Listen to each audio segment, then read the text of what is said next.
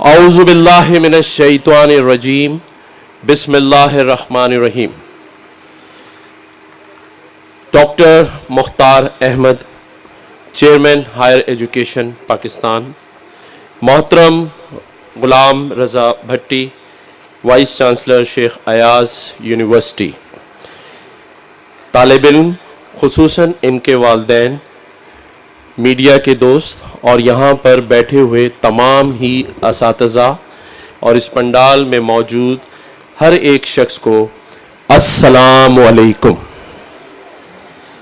میرے لیے بڑے اعزاز کی بات ہے کہ اللہ تعالیٰ نے جب سے مجھے اس منصب پر بٹھایا تو ایک کے بعد ایک یونیورسٹی کا کنووکیشن میں جانے کا موقع ملا، اور آپ یقین جانیے کہ میری بےحد خوشی اور مسرت ہوتی ہے جب میں کسی بھی یونیورسٹی کے کنووکیشن میں جاؤں. اور آج یہ خوشی اس لیے دوبالا ہے کہ شیخ ایاز یونیورسٹی کا یہ پہلا کنووکیشن ہے اور مجھے اللہ تعالیٰ نے یہ موقع دیا کہ میں اس میں شرکت کر سکوں. سب سے پہلے یہاں پر موجود تمام ہی طالب علموں کو میں یہ ضرور کہنا چاہوں گا کہ آج اللہ تعالیٰ نے آپ کو اس یونیورسٹی سے ڈگری سے نوازا. ہماری بچیوں نے، بہنوں نے گولڈ میڈل لیے، لیکن آج بھی اگر آپ اپنے پیچھے دیکھیں گے تو آپ کے وہی والدین جو ساری زندگی آپ کے پیچھے کھڑے رہے، آپ کی انگلی پکڑ کے پہلی کلاس سے لے کے یہاں تک پہنچایا، اور آج بھی پیچھے بیٹھ کر دعا گو ہیں آپ کے آگے کے مستقبل کے لیے. تو میں چاہوں گا کہ تمام ہی اسٹوڈنٹس کھڑے ہو کے اپنے والدین کے لیے زوردار تالیاں بجائیے. اور ظاہر ہے جب آپ کھڑے ہیں تو آپ اپنے اساتذہ کو بھی نہیں بھولیں گے، ان کے لیے بھی زوردار تالیاں ہونی چاہیے. اور یہاں پر جو ہمارے وائس چانسلر ہیں، اور خاص طور پہ میں ڈاکٹر مختار احمد صاحب کے لیے بھی چاہوں گا کہ پرزور تالیاں بجائیں، کیونکہ یہ جو کام پاکستان میں ہائر ایجوکیشن اور یونیورسٹیز کے لیے کر رہے ہیں تو اللہ تعالیٰ ان کو صحت بھی دے اور ان کے لیے کریں. بیٹھیے. Thank you. لکھی ہوئی تقریر ہے میرے پاس 2-3 پیجز کی، لیکن میں چاہتا ہوں کہ جب بھی کنووکیشنز میں ہوں تو 2-3 باتیں دل کی کریں، کیونکہ جو چیز لکھی ہوتی ہے اس کو پڑھ دینے سے وہ دل میں نہیں اترتی. تو دل کی بات دل سے کی جائے. اللہ تعالیٰ نے آپ کو ایک نئے سفر کے لیے چنا ہے، اور ظاہر ہے کہ پاکستان کا فیوچر ہیں آپ. بدقسمتی کہہ لیں یا بڑوں کی کوتاہیاں کہہ لیں کہ 75 سال گزرنے کے باوجود آج بھی ہم کسی سمت کی تلاش میں ہیں. صحیح سمت کا ہمیں پتہ ہی نہیں ہے، اور معاشی حالات ہوں یا معاشرتی حالات ہوں، دونوں ہی سے ہم گزر رہے ہیں. اور کوشش یہ ہے کہ اللہ تعالیٰ اس سے پاکستان کو نکال لے، کیونکہ حالات جس دوراہے پہ کھڑے ہیں. اور بات میں نے جو سمت کی تو کسی نے خوب کہا ہے، شاعر نے، کہ ایک عمر سے فریب سفر کھا رہے ہیں ہم. ایک عمر سے فریب سفر کھا رہے ہیں ہم، معلوم ہی نہیں کدھر جا رہے ہیں ہم. تو ہمیں معلوم کرنا ہے، اور وہ آپ ہیں جو معلوم کر سکتے ہیں، کیونکہ جو اللہ تعالیٰ کا ایک کرم ہے اس ملک پہ کہ اس کی ٹوٹل پاپولیشن کا 60% یوتھ ہے، آپ لوگ ہیں. تو جو ریاست نہیں کر سکی آپ کے لیے اور اس ملک کے لیے، وہ آپ کر سکتے ہیں. کوئی مسیحا نہیں آئے گا، آپ کو خود ہی ایک دوسرے کا مسیحا بننا ہے، ایک دوسرے کا ساتھ دینا ہے. اگر کسی مقام پہ اللہ تعالیٰ آپ کو پہنچا دے تو آپ نے اپنے ہمسائے کا، اپنے بھائی کا، اپنے کسی رشتہ دار کا، اور خاص طور پہ اپنے والدین کو نہیں بھولنا ہے. کیونکہ جب آپ اپنے کسی ساتھی کو ساتھ رکھنے کی دل میں خواہش رکھیں گے تو آپ یقین جانیے کہ اللہ تعالیٰ آپ کے لیے خود بخود راستے بنائے گا. کہتے ہیں نا ایک لا آف اٹریکشن کہ آپ پازیٹیو سوچیں گے، مثبت سوچیں گے تو مثبت ہوگا، نگیٹو سوچیں گے تو نگیٹو ہوگا. لیکن زندگی میں جو کچھ بننا چاہتے ہیں اسے سوچتے رہیے، انشاءاللہ تعالی اللہ آپ کو وہاں ضرور پہنچائے گا. اور کوئی چیز ایسی نہیں جو نہ ہو سکتی ہو. جس چیز کے لیے آپ چاہیں گے وہ کر سکتے ہیں. ارادہ چاہیے، عزم چاہیے. جس کے لیے کسی شاعر نے خوب کہا ہے کہ جب اپنا قافلہ عزم و یقین سے نکلے گا، جب اپنا قافلہ عزم و یقین سے نکلے گا، جہاں سے چاہیں گے رستہ وہیں سے نکلے گا. وطن کی مٹی مجھے ایڑیاں رگڑنے دے، وطن کی مٹی مجھے ایڑیاں رگڑنے دے. مجھے یقین ہے کہ چشمہ یہیں سے نکلے گا، یہ چشمہ شیخ ایاز یونیورسٹی سے ہی نکلے گا.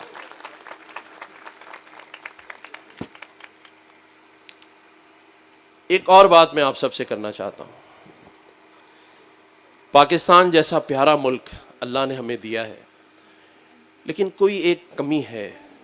اور وہ کمی کیا ہے کہ ماں باپ نے بچپن سے چاہا کہ بچہ ڈاکٹر بن جائے، انجینئر بن جائے، پولیٹیشین بن جائے، سب کچھ چاہا ہے. کہیں تھوڑی سی کمی ہے، ہم سب کچھ بن گئے، اچھا انسان بننے کی کمی رہ گئی. ہمیں اچھا انسان ضرور بننا ہے.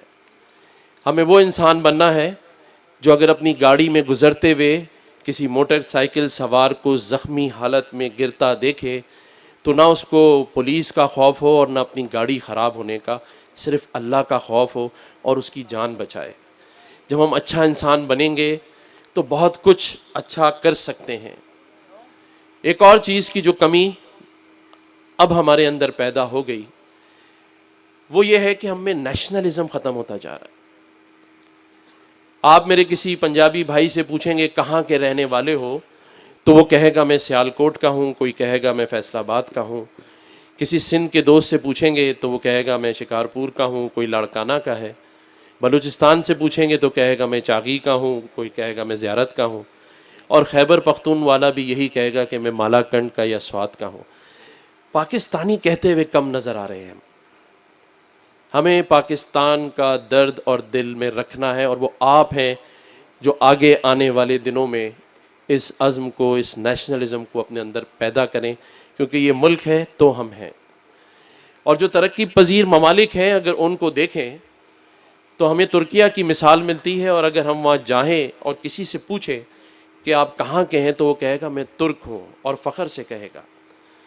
ملیشیا سے پوچھیں گے تو کہے گا میں ملئی ہوں، اور چائنیز سے پوچھیں گے تو میں کہے گا چائنیز ہوں. لیکن کہیں بدقسمتی ہے کہ ہم فرقوں میں اور قومیتوں میں بٹ گئے اور پاکستان کو پیچھے چھوڑ گئے. تو ہمیں پاکستان کو اپنے اندر لانا ہے، کیونکہ جو معاشی حالات اس وقت ہے اس میں کوئی دو رائے نہیں کہ اس ملک میں جس شہر میں جائیں روڈ بھی ٹوٹے پھوٹے ہیں جیسے لوگوں کے دل ٹوٹے پھوٹے ہیں. بے روزگاری اور مہنگائی عروج پر ہے. روزگار کے مواقع بہت کم ہیں. تو کوشش کریں کہ ایسا کام کریں کہ آپ خود روزگار دینے والے بنیں. میں دیکھتا ہوں کہ آج کل جو فیوچر ہے وہ آئی ٹی کا ہے، اور اگر کسی کے پاس ایک اینڈرائڈ فون ہے تو وہ 2 سے 3 لاکھ سے زیادہ پیسے کما سکتا ہے اگر اچھا کانٹینٹ اس کے پاس ہو. تو کوشش کریں کہ ایک دوسرے کا ساتھ دیں، اور کوئی کسی مقام پر پہنچے تو اپنے کسی ایک 1+1 فارمولے پر عمل کرتے ہوئے ایک کا ہاتھ ضرور تھامیے گا. اپنے ماں باپ کو نہیں بھولنا ہے اور اپنے وطن کو نہیں بھولنا ہے. آخری میں یہی کہوں گا کہ چلو کوئی ایسا کام کر جائیں وطن کے لیے کہ ہمارا نام رہ جائے بس وطن کے لیے. تو ہم بہت کچھ کر سکتے ہیں. اللہ تعالیٰ ہمیں اس پورے نظام میں اپنے حصے کا کام کرنے کی توفیق دے. آخری میں ضرور یہ دیکھ لیتا ہوں کہیں بعد میں ڈی سی صاحب کہتے ہیں یا جہاں میں جاتا ہوں کہتے ہیں آپ نے ان کی تو کوئی بات ہی نہیں کی، اپنی بات کر کے چلے گئے.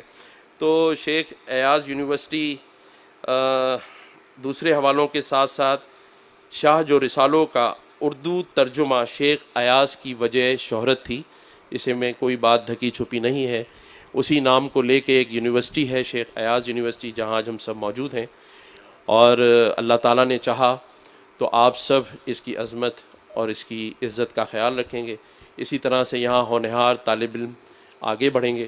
آخری ایک بات میں ضرور کہوں گا کہ آج بڑی خوشی ہے کہ گولڈ میڈلسٹ جو ہیں ہماری بیٹیاں ہیں، بہنیں ہیں، اور ان کے لیے زوردار تالیاں ہوں، لیکن یہ گولڈ میڈل اپنے گھر کے کسی شوکیس میں نہ رکھیے گا۔ اور یہ جو میری مائیں پیچھے بیٹھی ہیں ان سے بھی میری درخواست ہے، ہو سکتا ہے کوئی بیٹی آپ کے گھر بہو بن کر آئے اور آپ کی بیٹی کہیں اور بہو بن کر جائے، تو اس گولڈ میڈل کو اپنے گھر کی زینت نہ بنائیے گا، بلکہ اس بچی کو اس معاشرے میں بہت آگے جانے دیجیے گا، اپنی بڑی سوچ کے ساتھ، یہ سوچ کے کہ یہ بھی آپ کے بیٹے کی طرح اس ملک کا نام روشن کر سکتی ہے۔ تو یہ ضرور آپ نے سوچنا ہے، کیونکہ ہوتا یہ ہے کہ یہ جو گیپ ہے نا زندگی کا 75 سال گزرنے کے بعد، تو والدین کی سوچ، یہ میں نہیں کہتا کہ وہ سوچ بدل لیں، لیکن تھوڑا سا وہ اپنے اس آنے والی نئی نسل جنریشن کی سوچ کے ساتھ اپنی سوچ ملائیں تو زندگی بہت اچھی گزرے گی۔ اور یہی میں کہوں گا اپنے ان ہونہار طالب علموں سے کہ اپنے ماں باپ کی طرف جا کے پیچھے رہ کے ان کے بارے میں بھی سوچا کریں، کیونکہ دونوں کی جب سوچ ملے گی تو زندگی آگے بڑھے گی۔ نہ ان کی سوچ کے ساتھ زندگی چل سکتی ہے اور نہ آپ کی سوچ کے ساتھ، تو دونوں کو اپنی اپنی سوچوں کو ملانا ہے۔ اللہ تعالیٰ پاکستان کا حامی و ناصر ہو۔ اگر دل سے کہیں، زور سے کہیں، تب پاکستان زندہ باد۔ ایک اور شخصیت جس کی میں بات کرنا بھول گیا، کیپٹن رحیم بخش بھٹی صاحب کے لیے بھی میں چاہتا ہوں کہ زوردار تالیاں بجائیں، کیونکہ انہوں نے ایک ایسا کام کیا ہے کہ پاکستان کا ہی نہیں بلکہ دنیا میں پاکستان کا نام روشن کیا ہے۔ گمبٹ کا جو ہاسپٹل ہے اسٹیٹ آف دی آرٹ ہے، مجھے ابھی مختار صاحب نے بتایا، میں ضرور وزٹ بھی کروں گا، لیکن ایسی شخصیت بنے تاکہ دنیا میں نام روشن کر سکے۔ I declare the convocation closed. Thank you so much.